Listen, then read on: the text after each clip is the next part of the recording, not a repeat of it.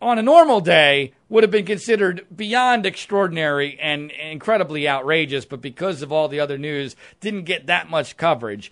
What were your thoughts when you were on the House floor, the floor of the House of Representatives, and you saw that some of your Democratic colleagues were calling for a moment of silence because of the death of Michael Jackson? I was close to nauseated by it. I thought it was outrageous.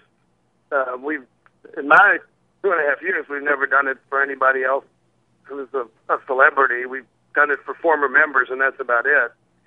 Former members who have passed away. And I basically got up and walked back to the cloakroom and got off the floor because I just thought it was totally uncalled for and over the top.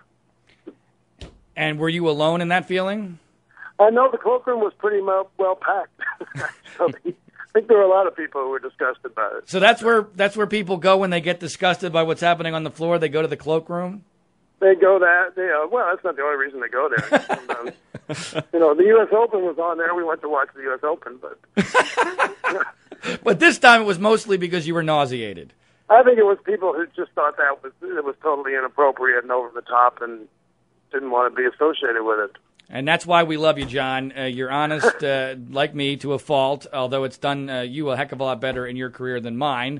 And we're glad about that. Glad it's working out for somebody. But, John, thank you so much for spending an awful lot of time with us, being honest about it. I disagree with you, obviously, but still that respect. still respect the hell out of you, and I'm sure we'll talk again soon.